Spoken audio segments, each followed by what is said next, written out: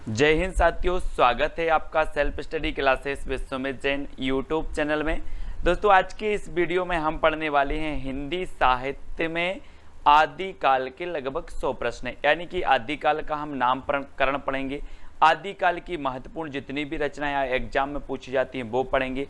आदिकाल की पंक्तियों को पढ़ेंगे। ठीक है, तो यहाँ पर आदिकाल की मेन जितने भी प्रश्न आपके बनते हैं एग्जाम में, उन प्रश्नों के बारे में पढ़ने वाले हैं और मस्ती से पढ़ेंगे, एक नंबर ट्रिक से पढ़ेंगे। ठीक है, तो पूरा वीडियो आपको जरूर देखना है, वीडियो को लाइक करना है। सुबह 9:30 बजे रोज ट्रिकी वीडियो आता है। ठीक है, रात्रि 9 बजे हिंदी का टेस्ट होता है। तो आप किसी भी एग्जाम की तैयारी कर रहे हैं, बने रहें self study classes Vishwamit Jain YouTube channel के साथ। दोस्तों, लगभग 60 से 70 वीडियो आपके हिंदी साहित्य ट्रिकी वीडियो डल चुके हैं। आप प्लेलिस्ट में जाकर के अवश्य देखें, है ना। प्लेलिस्ट में हिंदी साहित्य का इतिहास ट्रिक्स करके एक प्लेलिस्ट बनी है, वो देखें और ज्वाइन मेंबर बन के चैनल को सपोर्ट जरूर कर सकते हैं। ठीक है, तो दोस्तों वीडियो को लाइक करें, शेयर करें और बने रहें अंत तक।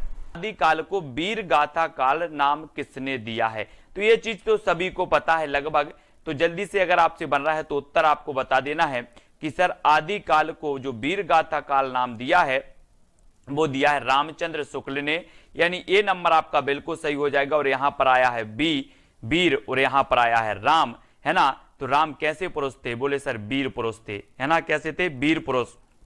तो वीर गाथा काल कौन बोलेगा?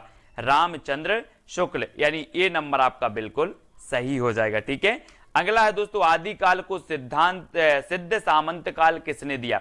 सिद्ध सामंत काल बताना है दोस्तों।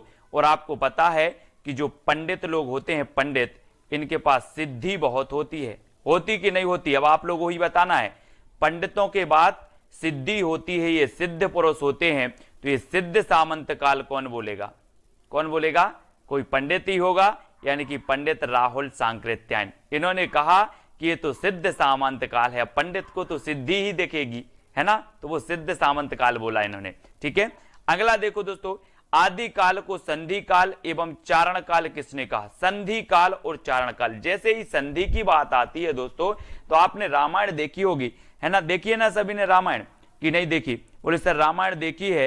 रावण से बार बार बोला जा रहा था कि आप संधि कर लो राम से और चरण पकड़ लो राम के, बार बार बोलते थे ना। जितने भी दूत जाते थे, अंगद गया तो उसने कहा कि आप संधि कर लो, चरण पकड़ लो, अभी भी मौका है।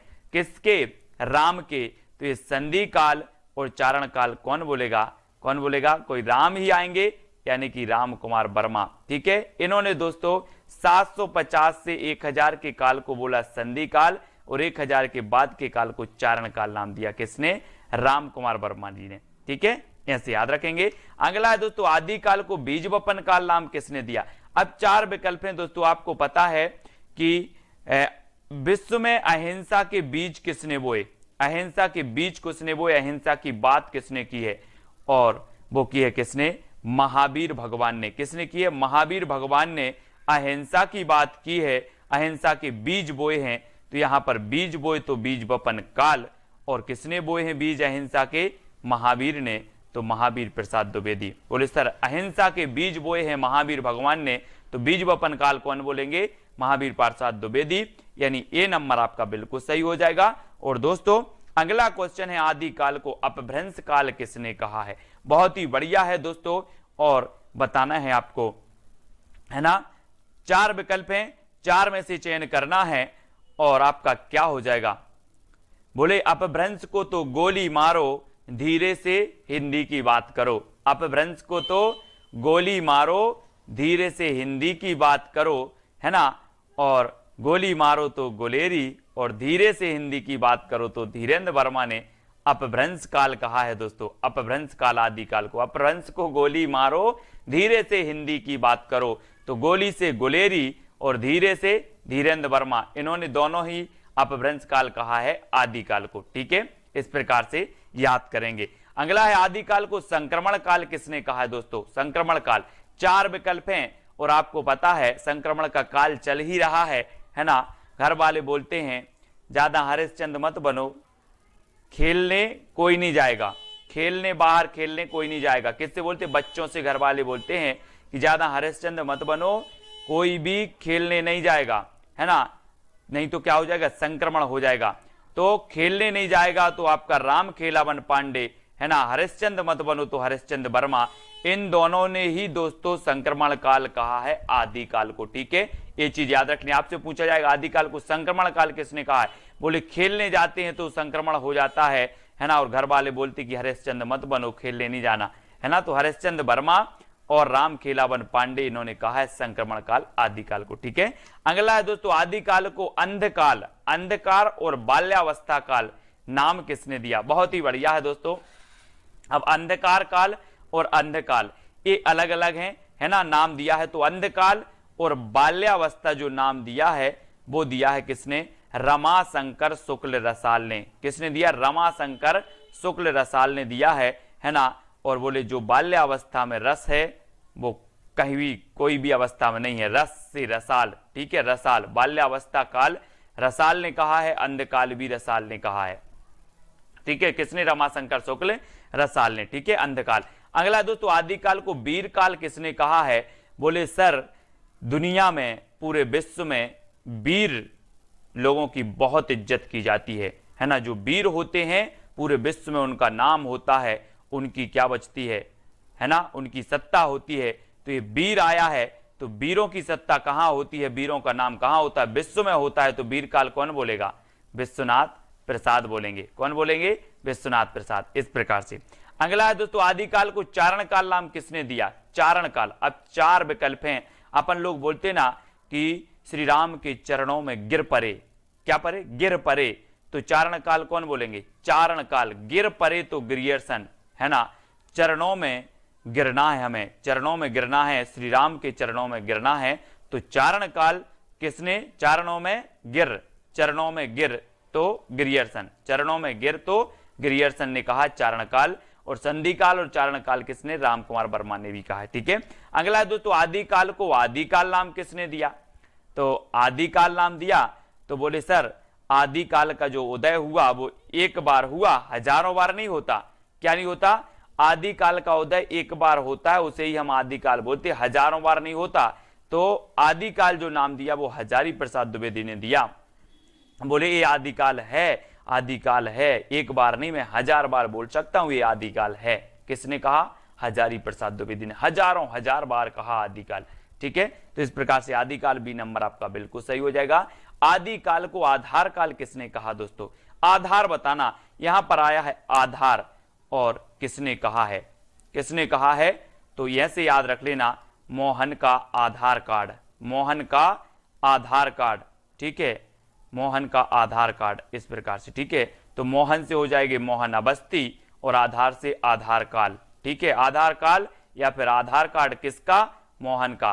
तो मोहन अवस्थी ने कहा है आधार काल। ठीक है, इस प्रकार से याद रखेंगे। अगला है आदिकाल को पुरानी हिंदी का काल नाम किसने दिया, पुरानी हिंदी। और दोस्तों आपने देखा होगा कि साहित्यक हिंदी को किसने माना था, पुरानी साहित्यक अपभ्रंश को माना था किसने, शुक्ल जी ने। पुरानी हिंदी को अपभ्रंश माना था किसने, गुलेरी जी ने। तो पुरानी हिंदी का काल जो कहा है वो किसने कहा है, गुलेरी जी ने, गुलेरी। पुरानी हिंदी का काल गुलेरी जी, चंद्रधर शर्मा गुलेरी। ठीक है, इन्होंने कहा कि पुरानी हिंदी का काल है, पुरानी हिंदी का काल, आदिकाल पुरानी हिंदी का काल है। 7 नंबर गुलेरी जी ने ही कहा है। ठीक है, इसको याद रखेंगे। अगला है दोस्तों आदिकाल को उद्भव काल किसने कहा, उद्भव काल। और आपको पता है अपन लोग क्या बोलते हैं कि इस पृथ्वी पर वासुदेव का क्या हुआ, उद्भव हुआ है, वासुदेव का उद्भव हुआ है। अब पाप क्या हो जाएंगे, नष्ट हो जाएंगे। तो ये उद्भव हुआ है किसका, वासुदेव का, उद्भव वासुदेव। तो वासुदेव सिंह ने कहा है दोस्तों उद्भव काल हिंदी के आदिकाल को। ठीक है, वासुदेव। अगला है आदिकाल को अपभ्रंश काल, जातीय साहित्य का उदय, अपभ्रंश काल, जातीय साहित्य का उदय, ये नाम किसने दिया है। बहुत ही बढ़िया नाम है और आपको पता भी होनी चाहिए। और ये नाम दिया है दोस्तों किसने, बच्चन सिंह ने, अपभ्रंश काल, जातीय साहित्य का उदय। ठीक है, अब बोले सर बच्चन जो होते हैं, बच्चन लोग, बच्चे लोग होते हैं, उन्हें क्या करना, जाति पाति से, है ना, उन्हें जाति आति से कुछ नहीं रहता। यहाँ पर जाति आया तो बच्चे लोग जाति आति का भेद नहीं रखते। तो जातीय साहित्य का उदय, अपभ्रंश काल, जातीय साहित्य का उदय, बच्चन, बच्चे से बच्चन से। ठीक है, इस प्रकार से डी नंबर आपका सही होगा। आदिकाल को प्रारंभिक काल और शून्य काल नाम किसने दिया। प्रारंभिक काल और शून्य काल। बहुत ही बढ़िया प्रश्न है दोस्तों। और जब हम कोई भी चीज प्रारंभ करते हैं तो क्या बोलते हैं, यार प्रारंभ कर रहे हैं, श्री गणेश करो, श्री गणेश करो यानी कि प्रारंभ करो, श्री गणेश करो यानी प्रारंभ करो, है ना। तो प्रारंभिक काल कौन बोलेंगे, कौन बोलेंगे, गणपति चंद्रगुप्त। किसने कहा प्रारंभिक काल और शून्य काल, गणपति चंद्रगुप्त, यानी सा नंबर आपका बिल्कुल सही हो जाएगा। श्री गणेश करो, है ना, प्रारंभ करो, श्री गणेश करो, इस प्रकार से। अगला है आदिकाल को वीर प्रशस्ति युग नाम किसने दिया। वीर प्रशस्ति विश्वनाथ प्रसाद मिश्र ने, हजारी प्रसाद द्विवेदी ने, गणपति चंद्र गुप्त ने, या फिर विजयेंद्र स्नातक ने। दोस्तों आपको पता है कि वीर लोग ही विजय होते हैं, वीर लोग ही क्या होते हैं, विजय होते हैं, है ना। तो वीर लोग क्या होते हैं, विजय होते हैं। तो वीर प्रशस्ति योग कौन बोलेगा, विजयेंद्र स्नातक, विजयेंद्र स्नातक यानी डी नंबर। वीर प्रशस्ति योग किसने कहा, बोले सर वीर लोग विजय होते हैं, तो विजयेंद्र स्नातक, डी नंबर आपका बिल्कुल सही हो जाएगा, है ना। अगला क्वेश्चन है आदिकाल को प्राचीन काल नाम किसने दिया। विश्वनाथ प्रसाद मिश्र ने, हजारी प्रसाद द्विवेदी ने, गणपति चंद्रगुप्त ने, या फिर शंभुनाथ सिंह ने। तो आदिकाल को प्राचीन काल जो नाम दिया है वो किसने दिया है। और आपको पता है दोस्तों, आपसे बोले कि आप किसकी पूजा करते हैं, तो बोले हम शंकर जी की करते हैं। आपके पापा किसकी करते, शंकर जी की। आपके दादा किसकी करते, शंकर जी की। अरे बोले सर बात बिल्कुल नहीं करो, हमारे घर में प्राचीन काल से ही शंभुनाथ की पूजा करते आ रहे हैं। शंभु, है ना, बोलते हैं ना श्री जय शंकर जी को शंभु, है ना।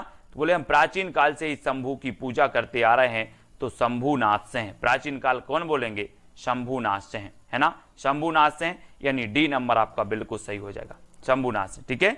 अगला है दोस्तों आदिकाल को संक्रांति काल किसने किया। संक्रांति, संक्रांति से अब ऐसा नहीं लग रहा कि संक्रांत एक त्योहार होता ना, संक्रांत, संक्रांति आ गई अपन बोलते।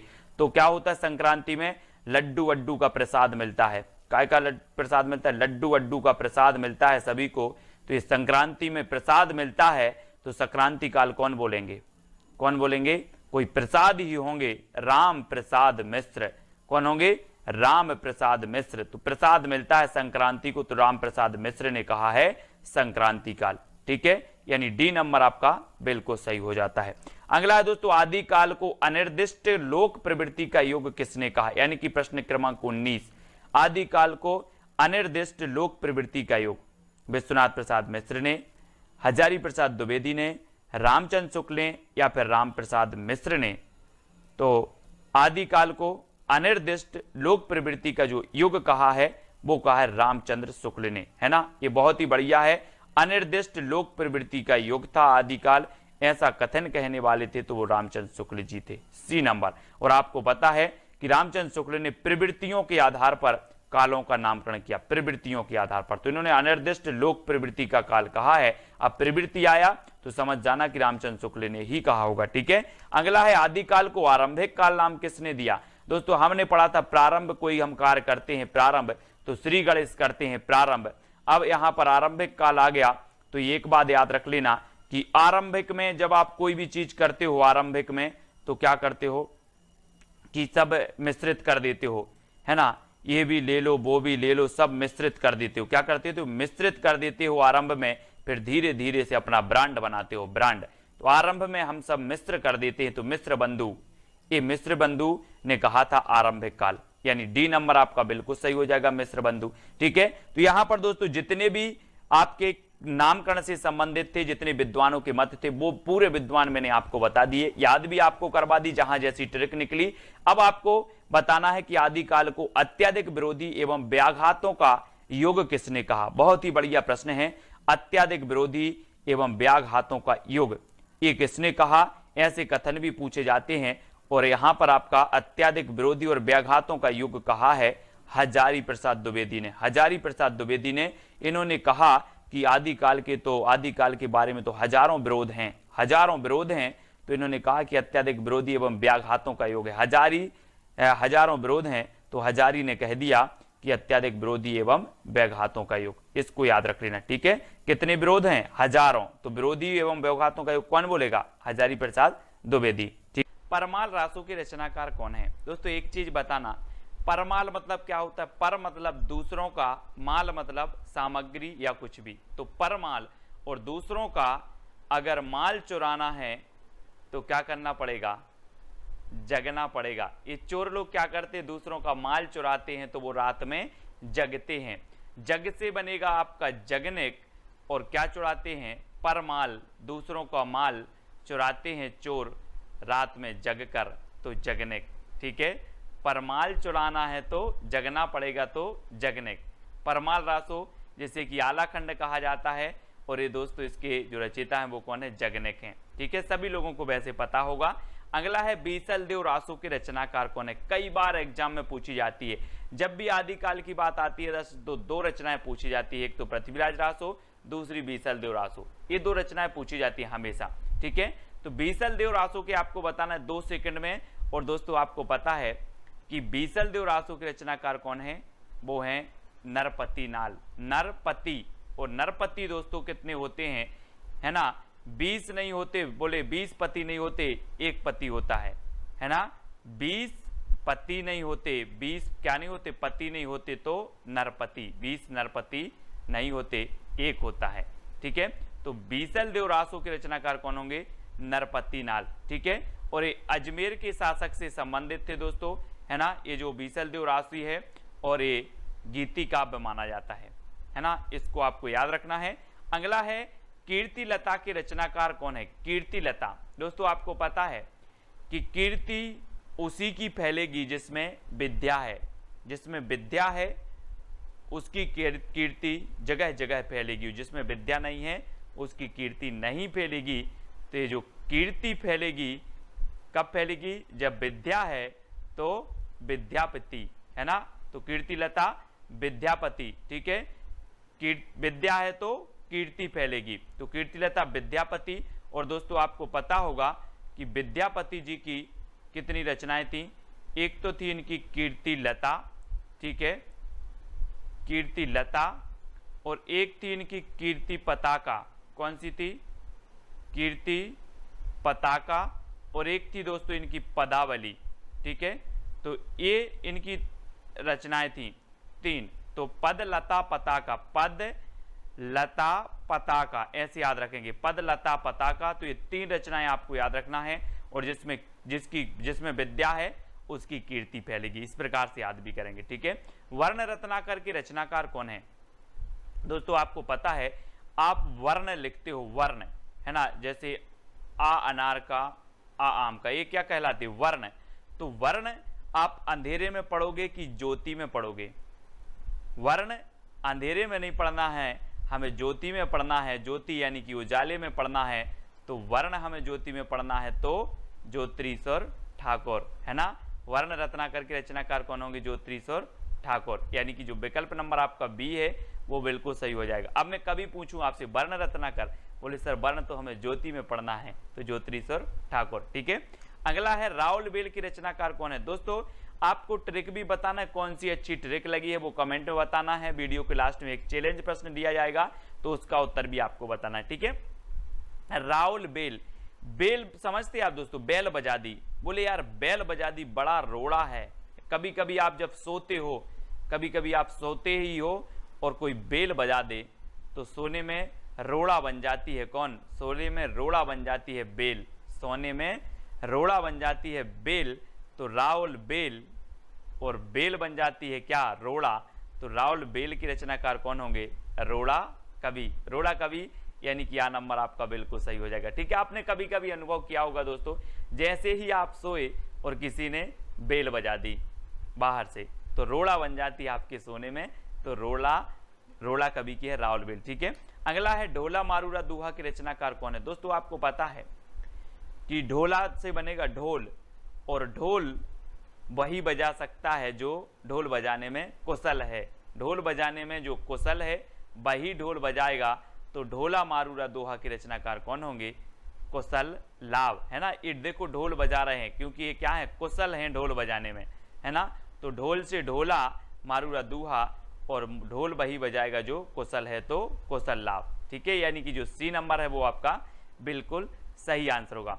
अगला है दोस्तों विजयपाल रासो के रचनाकार कौन है। 4 विकल्प हैं, और आपको पता है दोस्तों, आपने गदर फिल्म देखी होगी, गदर फिल्म देखी है, सनी देओल अकेले, और सनी देओल क्या करते हैं, विजय प्राप्त करने के लिए नल उखाड़ देते हैं। विजय प्राप्त करने के लिए क्या उखाड़ देते हैं? नल। ये देखो हाथ में, ये विजय प्राप्त करने के लिए इन्होंने नल उखाड़ दिया, तो विजय से बनेगा विजयपाल रासो, और नल उखाड़ दिया तो नल्ल सिंह भाट। नल्ल सिंह भाट, बोले नल उखाड़ दिया, है ना। विजय प्राप्त करने के लिए नल उखाड़ दिया तो नल्ल सिंह भाट की रचना है, कई बार पूछी भी गई है। ठीक है, अगला है पृथ्वीराज रासो के रचनाकार कौन है दोस्तों? पृथ्वीराज रासो। और आपको पता है ये पृथ्वी है और ये इसका एकमात्र उपग्रह कौन है? चंद्रमा। तो यहाँ पर पृथ्वी आया है तो इसका उपग्रह भी कहाँ पर आएगा? यहाँ उपग्रह आ जाएगा। तो पृथ्वी का उपग्रह चंद्रमा, तो चंद्रवरदाई। पृथ्वीराज रासो चंद्रवरदाई। पृथ्वी का उपग्रह चंद्रमा तो चंद्रवरदाई। ये नंबर आपका बिल्कुल सही हो जाएगा। ठीक है, अगला है दोस्तों जवाहर खुसरवी की रचनाकार कौन है? जवाहर खुसरवी। और आपको पता है कि जो जवाहर, हीरा, मोती, जवाहर, ये किसके पास होंगे? गरीब के पास कि अमीर के पास? ये देखो, ये जवाहर हैं, हीरा, मोती, जवाहर, और ये जवाहर जो होंगे वो किसके पास होंगे? अमीर व्यक्ति के पास होंगे कि गरीब व्यक्ति के? तो आपने बिल्कुल सही पहचाना है कि सर अमीर के पास होंगे।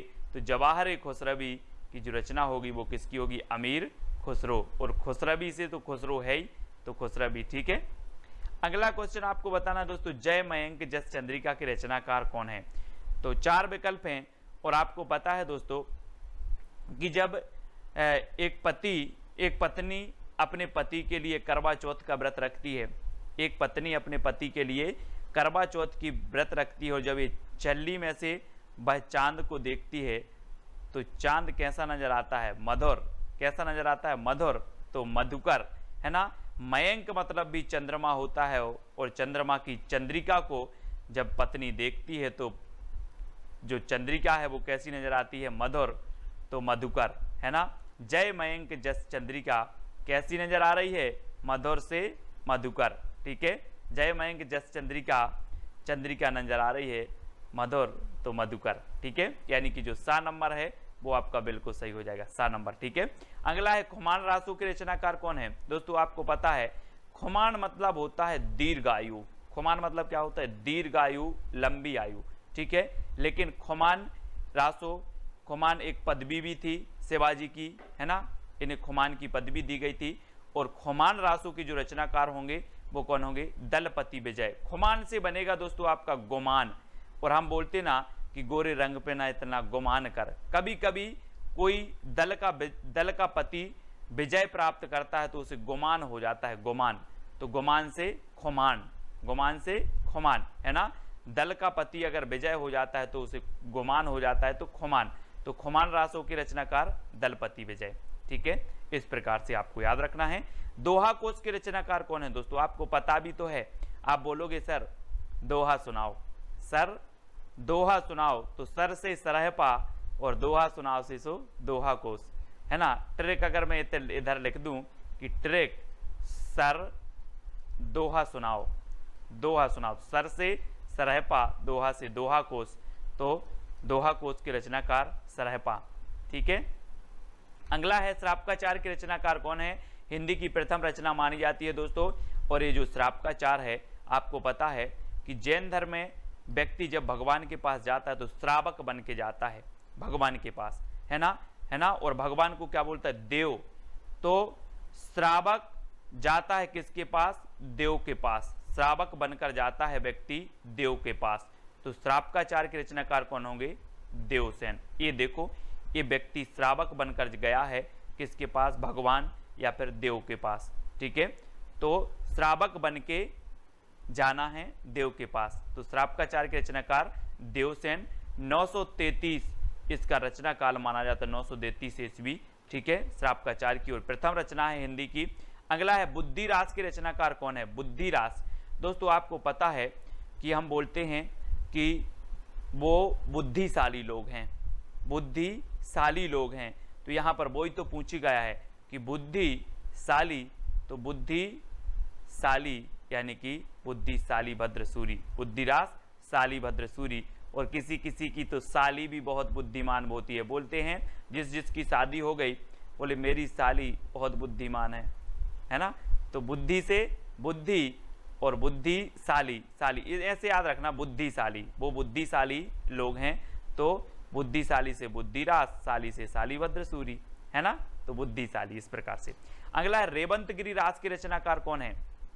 4 विकल्प में 2 सेकंड में आपको बताना है। दोस्तों आपको पता है कि रेवंतगिरी एक पर्वत था, जैन धर्म से संबंधित पर्वत है रेवंतगिरी, और रेवंतगिरी की पर विजय प्राप्त करनी थी। बहुत सारे राजा सोचते थे कि रेवंतगिरी पर क्या करनी है, विजय प्राप्त करनी है, काय पर, रेवंतगिरी पर।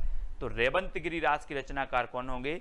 विजय प्राप्त करनी है तो विजय सेन सूरी। रेवंतगिरी पर क्या प्राप्त करना है? विजय, तो विजय सेन सूरी, है ना, ये विजय सेन सूरी की रचना है, यानी कि आपका जो विकल्प नंबर सी है वो सही हो जाएगा। अगला है चंदनवाला रास की रचनाकार कौन है? दोस्तों चंदनवाला, हम जब मंदिर जाते हैं तो चंदन की आस लगा के जाते हैं, चंदन की आस, चंदन की आस। ये देखो, ये महाशय चंदन की आस लगा के बैठे थे, तो इनको चंदन लग गया, तो याद रख लेना, चंदन की आस तो आसगु, चंदन की आस तो आसगु, ठीक है। चंदन वाला रास किसकी होगी? आस से आसगु, है ना, चंदन की आस, इतना याद करना, चंदन की आस तो आसगु कवि की है।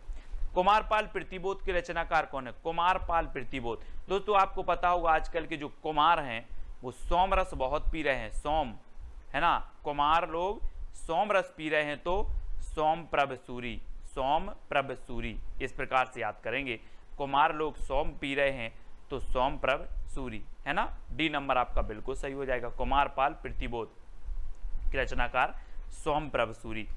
कच्छुली रास की रचनाकार कौन है?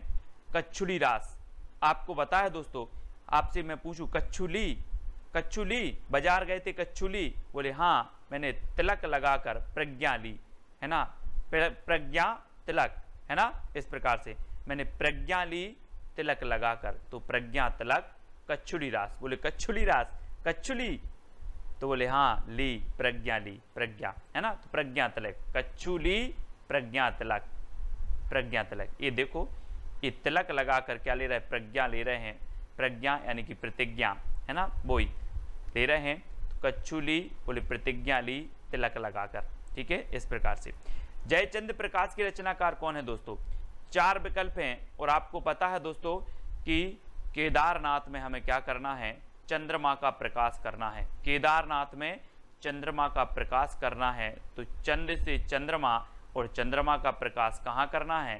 केदारनाथ में, तो केदार भट्ट, चंद्रमा का प्रकाश करना है कहाँ?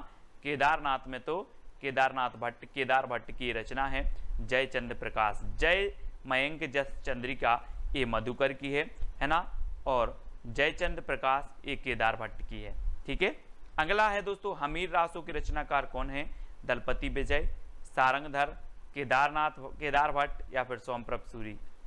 तो हमीर रासों कई बार पूछी गई है, याद रख लेना, ये सारंगधर की है, किसकी है? सारंगधर, ठीक है, हमीर रासो सारंगधर। जन्म अवधि हम रूप निहारल, नयन न त्रिपति भेल, ये पंक्ति किसकी है? आपसे पूछा जाता है, तो आपको बताना है। 4 विकल्प हैं, विद्यापति की, चंद्रवरदाई, तुलसीदास या फिर सरहपा की।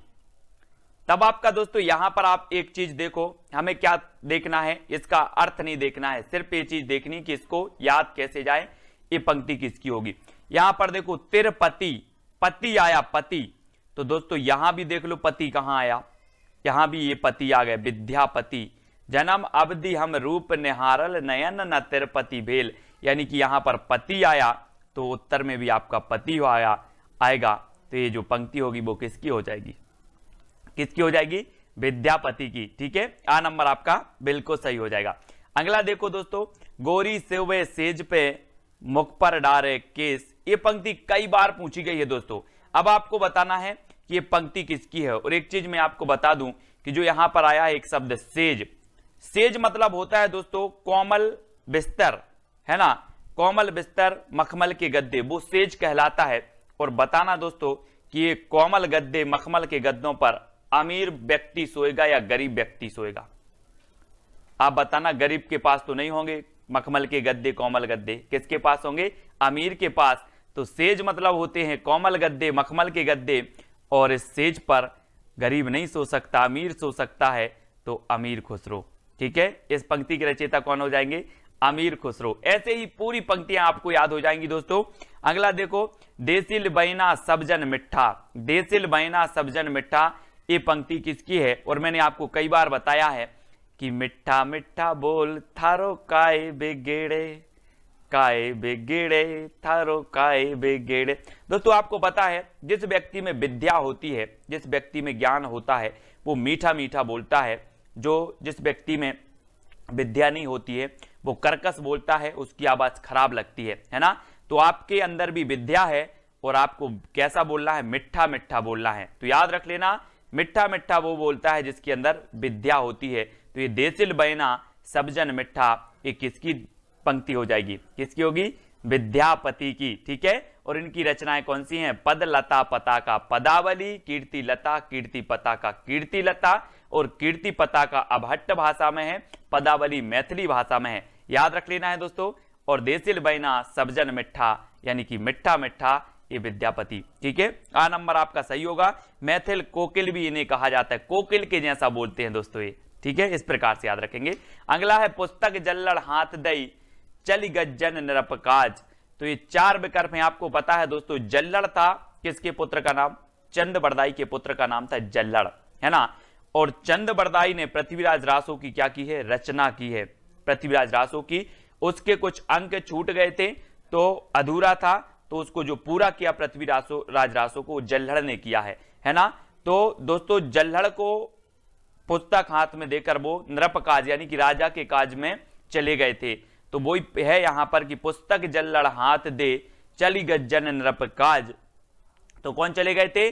चंद बरदाई। और जल्लड़ नाम था चंद बरदाई के पुत्र का, इसलिए इस पंक्ति के जो रचयिता होंगे वो कौन होंगे? विकल्प नंबर बी, यानी कि चंद बरदाई। ठीक है, इसको याद रखेंगे। हिंदी के प्रथम महाकवि कहे जाते हैं चंद बरदाई। और दोस्तों अगला है, जह मन पवन न संचरई रवि सशिला है पवंस, तहि बच चित विसाम करू सरहे कहाय ओवेश। तो यहां पर देखो दोस्तों, बहुत ही अच्छे से पंक्ति पढ़ना है।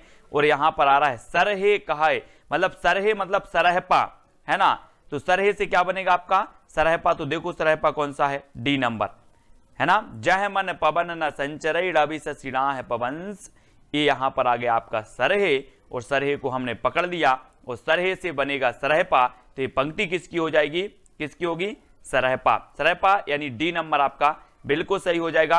ठीक है, हिंदी के प्रथम कवि माना है राहुल सांकृत्याय ने सरहपा को, है ना। और इनकी एक बहुत ही प्रसिद्ध रचना है कौन सी? दोहा कोश। इनको याद रखेंगे।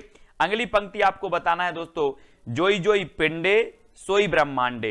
ये पंक्ति किसकी है? बहुत ही बढ़िया पंक्ति है, पूछी भी जाती है दोस्तों। और मैं आपको बता दूं कि ऐसा माना जाता है कि जिन 5 तत्वों में जल, वायु, अग्नि, पृथ्वी एवं आकाश से यह ब्रह्मांड बना है, उन्हीं 5 तत्वों से यह पिंड यानी कि शरीर भी बना है। इस प्रकार जो कुछ ब्रह्मांड में है वही सब पिंड में भी अवस्थित है। यत पिंडे तद ब्रह्मांडे, इसलिए इस पिंड को ब्रह्मांड का लघु रूप भी कहा जाता है। तो जोई जोई पिंडे सोई ब्रह्मांडे, ये एक अर्थ इससे लिया गया है। और दोस्तों आपको पता है कि ये जो पंक्ति है वो किसकी है? गोरखनाथ की है। किसकी है? गोरखनाथ की है। इन्होंने कहा था कि संसार में क्या रखा है? माया मोह को इन्होंने त्याग दिया। किसने?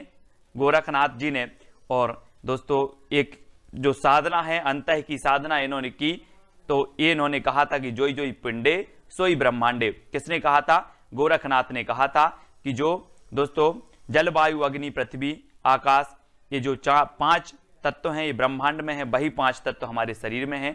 तो इस प्रकार से आपको गोरखनाथ की ये पंक्ति याद रखना है, जोई जोई पिंडे सोई ब्रह्मांडे। ठीक है, अगला है 12 बरस लो कुकर जीवे अरु 13 लो जिए सियार, बरस 18 क्षत्रिय जीवे आगे जीवन को धिक्कार। आपको नहीं लग रहा है ये दोस्तों आला है? आला। और आला हम रात में जग कर पढ़ते हैं, आला हम रात में जग कर पढ़ते हैं। और इस पंक्ति के जो रचयिता होंगे वो कौन होंगे? जगनेक। क्योंकि ये कहां से ली गई है पंक्ति? आलाखंड से, आलाखंड से ली गई है। ठीक है, आलाखंड या जिसे परमाल रासो कहा जाता है, परमाल रासो, है ना। और 12 बरस लो कुकर जीवे अरु 13 लो जिए सियार, बरस 18 क्षत्रिय जीवे आगे जीवन को धिक्कार। ठीक है, तो ये आला से तो जगने का आपसे बन जाएगा। नेक्स्ट है गोरख जगायो जोग भक्ति भगायो लोग। दोस्तों यहां कंफ्यूजन होता है बहुत सारे लोगों में, यहां आ गया गोरख और यहां पर भी आपका अगर ऑप्शन में गोरख दिया होता तो आप गोरखनाथ लगा देते, लेकिन याद रख लेना ये पंक्ति बहुत ही बढ़िया है। गोरख जगायो जोग भक्ति भगायो लोग, ये गोरखनाथ ने नहीं कही, याद रख लेना। ये किसने नहीं कही? गोरखनाथ ने नहीं कही है, ये कही है तुलसीदास ने, यानी कि बी नंबर। अब एक चीज याद रख लेना, खुद के बारे में थोड़ी बोलेंगे कि गोरख जगायो जोग भक्ति भगायो लोग, गोरखनाथ नहीं बोलेंगे ना, कोई दूसरा व्यक्ति बोलेगा। तो गोरख जगायो जोग भक्ति भगायो लोग, ये पंक्ति जो है वो तुलसीदास की मानी जाती है। इसको याद रख लेना, हमेशा पूछी जाती है दोस्तों। क्यों पूछी जाती है? क्योंकि इसमें आप कंफ्यूजन होंगे और आप गलत करके आएंगे, तो इसको याद रखेंगे। ठीक है, अगला है माधव हम परिणाम निराशा। माधव मतलब दोस्तों श्री कृष्ण को कहा जाता है माधव, और बोले माधव हम परिणाम से निराश हैं। बोले क्यों हो बेटा परिनिराश? तो कहा कि आपने सबको विद्या दी है, मुझे बिल्कुल भी विद्या नहीं दी, मुझे बिल्कुल भी विद्या नहीं दी, इसलिए माधव हम परिणाम निराशा। क्या नहीं दी? विद्या नहीं दी। तो इसके जो रचयिता होंगे वो कौन होंगे? विद्यापति। अब याद रख लेना, माधव हम परिणाम निराशा। बोले बेटा क्यों पर निराश हो? विद्या नहीं दी, तो विद्या से विद्यापति। इस प्रकार से पंक्तियों को मस्ती से याद करते जाएंगे। ठीक है, ये नंबर आपका बिल्कुल सही होगा। नेक्स्ट है जो जिन शासन भासियऊ सो भई कहियड़ सारू सो सरी पावई पारू। ठीक है, ये पंक्ति किसकी है? दोस्तों यहां पर 4 विकल्प हैं, 4 में से चयन करके आप बताएंगे।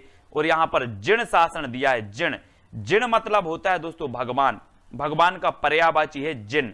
ठीक है, जिन कहा जाता है, और जैन धर्म में आपको पता है भगवान को जिन कहा जाता है, और भगवान का जो शासन है उसे जिन शासन कहा जाता है। ठीक है, अब यहां पर देखो कि जो जैन धर्म से संबंधित ग्रंथ लिखा है वो श्रापकाचार लिखा है, देवसेन ने हिंदी की प्रथम रचना है, आपको पता है। और दोस्तों जिन मतलब होता है भगवान या फिर देव, तो यहां पर भी आपका देव आएगा, देवसेन। ठीक है, जिन मतलब क्या होता है? भगवान। और जिन शासन भाषी ये पंक्ति में आ रहा है, तो यहां पर भी आपका देवसेन आएगा। और देवसेन की रचना श्रापकाचार है, और यहां पर इन्होंने कहा है कि जिन शासन, है ना। इस प्रकार जैन धर्म में जो शासन है उसे जिन शासन कहा जाता है, भगवान के शासन को। ठीक है, तो देवसेन ये आपका 7 नंबर बिल्कुल सही होगा। इनकी जो रचना है वो कौन सी है दोस्तों? श्रापकाचार। कौन सी है?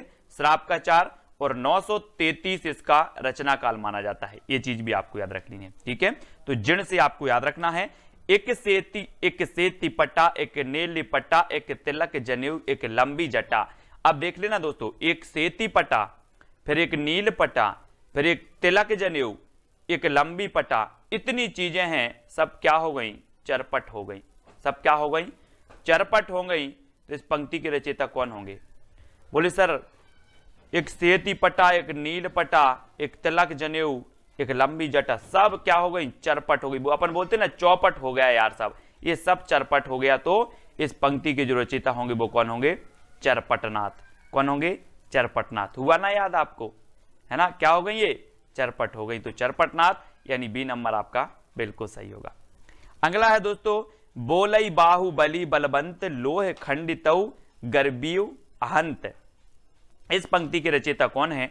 4 विकल्प हैं, और आपको पता है दोस्तों ऊपर आया है पंक्ति में बाहुबली, और जो भरतेश्वर बाहुबली रास है, ये पंक्ति किसकी, रचना किसकी है? भरतेश्वर बाहुबली रास। तो आप जल्दी से बताओगे सर ये तो शालिभद्र सूरी की है। गणपति चंद्रगुप्त ने भरतेश्वर बाहुबली रास को हिंदी की प्रथम रचना माना, और शालिभद्र सूरी को प्रथम कवि माना, आपको पता होगा। और यहां पर बाहुबली आया, तो बाहुबली से हमने लगाया कि ये भरतेश्वर बाहुबली रचना भी है, और वो रचना किसकी है? शालिभद्र सूरी की है। तो बाहुबली आया तो ये शालिभद्र सूरी की ही पंक्ति हो जाएगी, यानी 7 नंबर आपका बिल्कुल सही होगा। ठीक है, तो इस प्रकार से अपन को दोस्तों याद करते जाना है। जामत पच्छई संपजई सामति पहली होई, मुंज भड़ई मृणाल बलई बहन न बैठे कोई। इसके बताना बहुत ही बढ़िया पंक्ति है दोस्तों, याद रख लेना है। और ये जो पंक्ति है वो किसकी है? जल्दी से बताना दोस्तों। आपको पता होगा मेरु मतलब होता है क्या? पर्वत।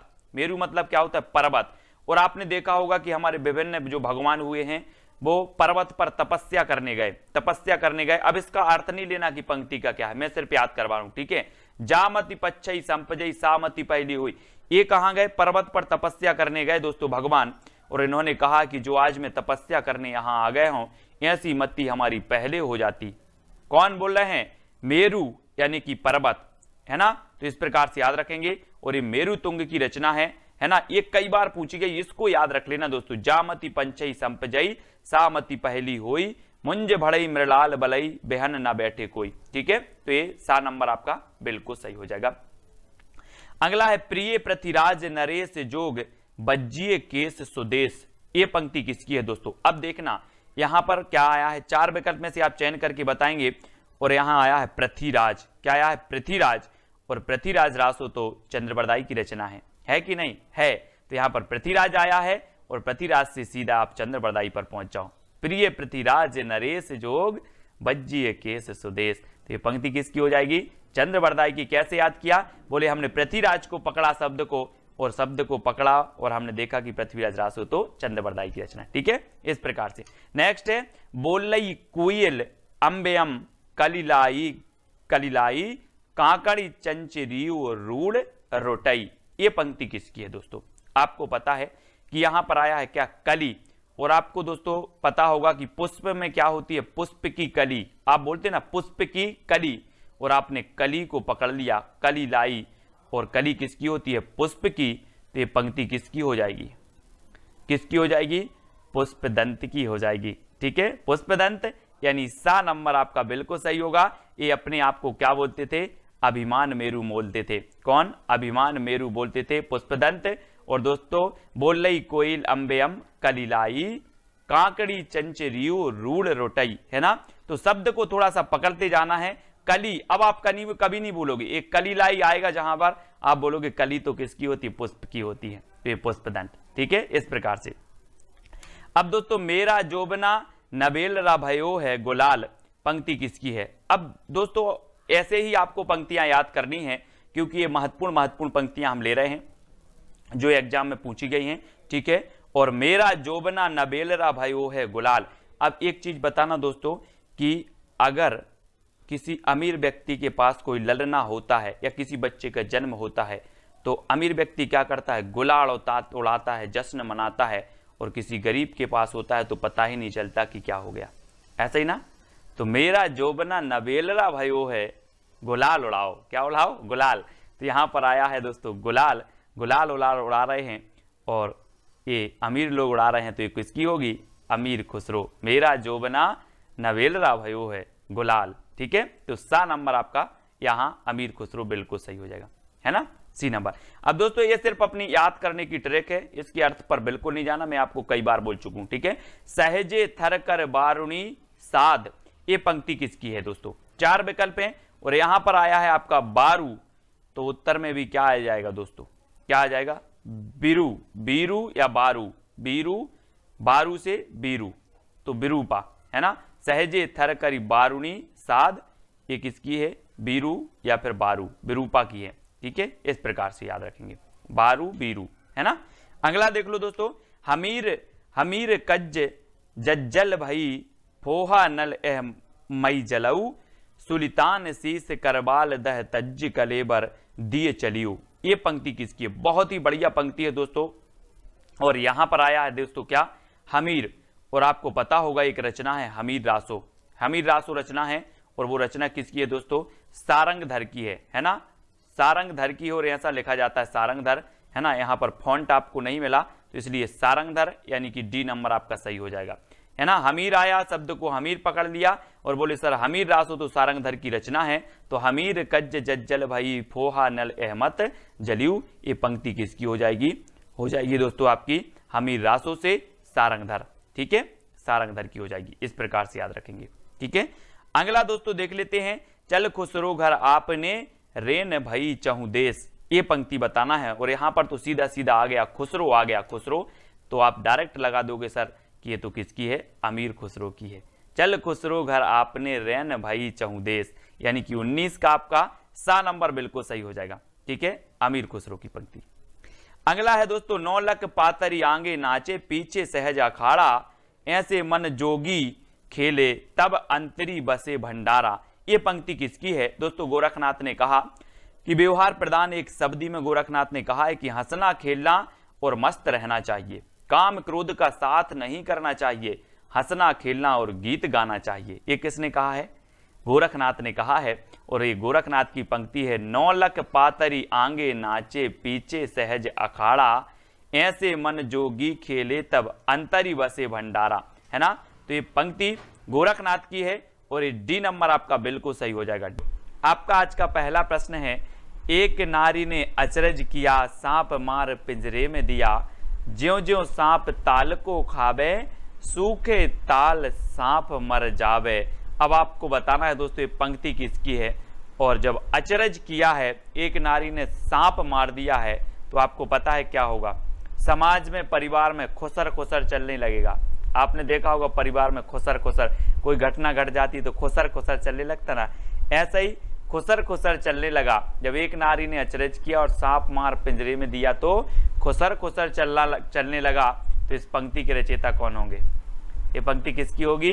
खुसर खुसर चलने लगा तो अमीर खुसरो, यानी डी नंबर आपका बिल्कुल सही हो जाएगा। ठीक है ना फनी ट्रिक। दोस्तों आपको बताना है, अब पंडिये सैल सत्य बखाणई, देह ही बुद्ध बसंत न जानई। अब दोस्तों एक चीज बताना है, पंडिये और पंडित, और पंडित राहुल सांकृत्यायन ने हिंदी का प्रथम कवि किसे माना है? यहाँ पर आ रहा है पंडिये और हम इसका ले लेंगे पंडित, और पंडित ने किसे माना है? सरहपा को। तो ये पंक्ति भी किसकी होगी? सरहपा की होगी। बोले पंडिये सयल सत्य बखाणई, देह ही बुद्ध बसंत न जाने। अब दोस्तों इसमें आपको अर्थ बिल्कुल नहीं लेना, पंक्ति का अर्थ क्या है, हमें ट्रिक निकालना है कि हमें याद कैसी हो रही, माइंड में कैसे सेट हो रही कि ये किसकी है। ठीक है, वो चीज देखना है। तो यहाँ पर पंडिये और पंडिये से होगा पंडित, और पंडित ने राहुल सांकृत्यायन ने सरहपा को हिंदी का प्रथम कवि माना, तो ये पंक्ति भी किसकी हो जाएगी? सरहपा की हो जाएगी। ऐसे याद कर लेंगे। अगला है दोस्तों, किसका बेटा किसकी बहू, आप स्वार्थ मिलिया सहू। आपने देखा होगा दोस्तों, आपका जीवन निकल जाता है, मेरा बेटा मेरी बहू, है ना। आप जितना छोड़ के जाते हो, जितना छोड़ के आपकी मृत्यु हो जाती है, आप बहुत सारा धन छोड़ के जाते हो, ये बेटा और बहू सब चरपट कर देते हैं। क्या कर देते हैं? चरपट कर देते हैं। तो किसका बेटा किसकी बहू, आप स्वार्थ मिलिया सहू, सब चरपट कर देते हैं। तो ये पंक्ति भी किसकी हो जाएगी? चरपटनाथ की। यानी कि आपका जो ए नंबर है वो बिल्कुल सही हो जाएगा। दोस्तों आपको पूरा वीडियो जरूर देखना है, आपको सारी पंक्तियां याद हो जाएंगी। अबदू रहिया हाटे बाटे, रूस बरस की छाया, तजबा काम क्रोध लोभ मोह संसार की माया। आपको पता होगा दोस्तों, आदि काल में क्रोध मोह लोभ तजबे की बात किसने की है? किसने की है? बोले इनसे मुक्त हो जाओ और भगवान की साधना करो। किसने की है? गोरखनाथ, है ना। गोरखनाथ नाथ संप्रदाय के प्रमुख थे और इन्होंने कहा है कि काम क्रोध लोभ मोह ये सब संसार असार है ना। यही कहा है, भगवान की भक्ति करो। तो दोस्तों ये किसने कहा है? गोरखनाथ ने आदिकाल में कहा है ना। तो गोरखनाथ की ये पंक्ति हो जाएगी ए नंबर। ठीक है, अगला देखते हैं दोस्तों, बाल चंद बिजावई भाषा, दुह नहीं लग गई दुज्जन हासा। ये पंक्ति किसकी होगी? दोस्तों आपको पता है कि बाल आया, यहाँ पर बाल को पकड़ लो, और बाल काल से ही हम विद्या का अर्जन करते हैं। बाल काल से क्या करते हैं? बोले सर हम बालापन से, बाल काल से ही, बाल्यावस्था से ही विद्या का अर्जन करते हैं। तो इस बाल चंद जो पंक्ति होगी ये किसकी होगी? विद्या का अर्जन करते हैं तो विद्यापति। किसकी होगी? विद्यापति। और विद्यापति को मैथिल कोकिल कहा जाता है ना। आपने इनकी देसिल वो सबजन मिठा, आपने इनकी एक पंक्ति पढ़ी होगी, मैंने आपको बताई थी, है ना। तो इसको भी याद रखेंगे। विद्यापति की 3 रचनाएं बहुत प्रसिद्ध हैं, पदावली, कीर्तिलता और कीर्तिपताका, है ना। इनको याद रखेंगे। तो बाल को बालचंद पकड़ना है, बाल। ठीक है, अगला है नाद ना बिंदु ना रवि शशि मंडल, चिए राय सहाबे मोकल। अब दोस्तों एक चीज बताना है, मैं अगर बोलूं कि ना नाद है मेरे सर पे, ना बिंदु है, ना रवि की छाया है, ना शशि की छाया है, कुछ भी नहीं है मेरे सर पर, तो सर पर नहीं है तो पंक्ति किसकी हो जाएगी? सर पर नहीं है तो सरहपा, सर पर नहीं है तो सरहपा। ना नाद है, ना बिंदु है, ना रवि है, ना शशि है, कुछ भी नहीं है मेरे सर पर, तो सरहपा। इस प्रकार से याद रखेंगे, थोड़ी सी हिंट आपको चाहिए और आपको याद हो जाएगा, यानी बा नंबर आपका बिल्कुल सही हो जाएगा।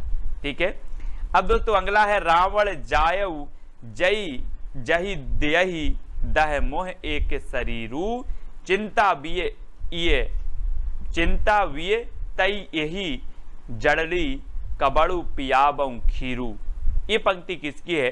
यहां पर दोस्तों आपको कुछ नहीं करना है, रावण को पकड़ना है। और कहा जाता है कि जो रावण था वो बहुत सूरवीर था। कैसा था? सूरवीर था, शक्तिशाली था, है ना, सूरी था। तो दोस्तों रावण की बात हो रही हो, रावण कैसा था? सूर था, तो सूर से बनेगा सूरी। क्या बनेगा? सूरी। तो ये पंक्ति किसकी हो जाएगी? सोमप्रभ सूरी की। ठीक है, रावण कैसा था आपको पता भी होगा कि रावण को कोई जीत नहीं सकता था, है ना। और रावण का जब भेद बताया विभीषण ने, तब राम ने रावण का वध कर पाए, है ना। तो इस प्रकार से रावण क्या था? सूर था, तो सोमप्रभ सूरी की पंक्ति हो जाएगी। इस प्रकार से याद करेंगे। ठीक है, अगला है दोस्तों 9 लख पातर आगे नाचे पीछे सहज अखाड़ा ऐसे मन ले जोगी खेले तब अंतरी बसे भंडारा। अब यहां पर कुछ नहीं पकड़ना है, एक पद पकड़ना, 9 लख पातर। दोस्तों आपको पता है 9 लाख की पातर, गौर करो इस पे जरा। बोले सर 9 लाख की पातर कैसे हो सकती है? गौर किया आपने? गौर किया तो गोरखनाथ की, ये बनेगा गौर। बोले सर हमने गौर किया तो ये गोरखनाथ की पंक्ति होगी। 9 लाख पातरी, 9 लाख पातरी, गौर किया तो गोरखनाथ की पंक्ति, यानी कि आ नंबर आपका बिल्कुल सही हो जाएगा। ठीक है, हो रहा ना याद? सारी पंक्तियां याद हो जाएंगी दोस्तों। मनहु कला शशिभान कला 1600 बन्निये बाल बैस सासीत समीप अमृत रस पिन्निये। अब यहां पर देखो दोस्तों क्या आ रहा है? शशि और सासी। तो शशि मतलब क्या होता है? चंद्रमा। शशि चंद्रमा का क्या होता है? क्या होता है? अपन ऐसे ही अर्थ नहीं ले रहा है इसका कुछ भी, अपन तो याद करने की ट्रिक निकाल रहे हैं। बोले सर शशि तो चंद्रमा का पर्यायवाची, और यहाँ पर शशि आ गया, तो शशि चंद्रमा का है, तो ये पंक्ति किसकी होगी? चंद्रवरदाई। किसकी होगी? चंद्रवरदाई।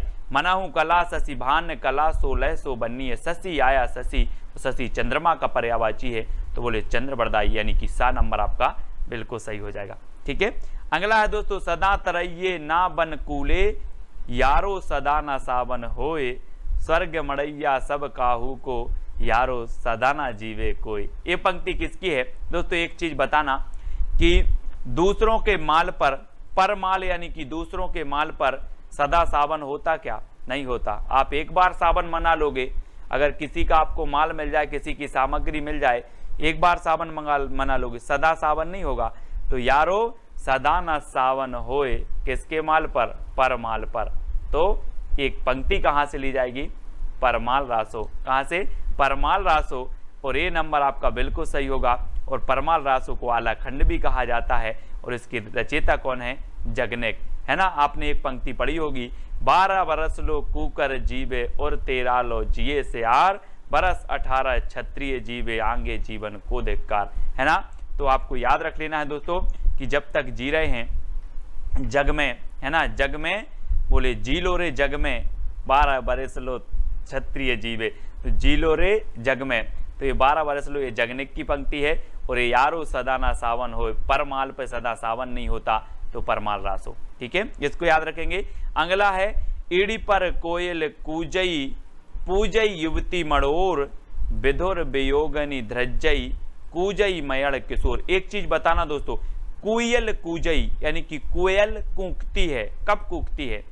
जब कोयल कूकती है तो आप समझ जाते हो कि बसंत ऋतु आ गई, समझ जाते ना। तो ये कहां से ली जाएगी? कहां से ली जाएगी? बसंत विलास से कि पृथ्वीराज रासो से?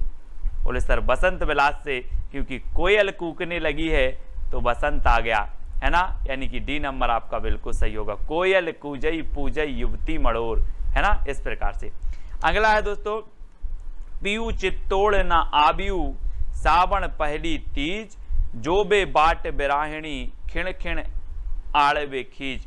यहां पर चित्तौड़ को पकड़ना है दोस्तों। आपको पता है, आपने चित्तौड़ का नाम सुना होगा, बोले चित्तौड़गढ़ का किला। और चित्तौड़गढ़ का किला ऐसा था दोस्तों जिस पर सब लोग विजय प्राप्त करना चाहते थे, लेकिन विजय नहीं हो पाते थे। विजय की बात हो गई, बोले चित्तौड़ विजय, चित्तौड़ विजय। तो यहाँ पर चित्तौड़ आया और विजय से हो जाएगा दलपति विजय, है ना, याद रख लेना।